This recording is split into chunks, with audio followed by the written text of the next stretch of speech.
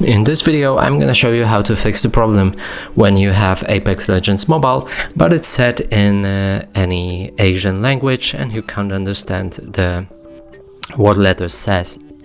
So first we'll need to press in this button in the bottom left corner of the screen right here. Right now scroll down with the slider right here and click on the third setting from down below. It's 1, 2, 3 right here, this one. Select this pen right here next it's the first line. Simply click on it, and right here you'll be able to choose whichever language you want. So I'm going with English. Click OK, then OK again. Your game will probably restart, and after that I encountered that in some cases you will need to log in again.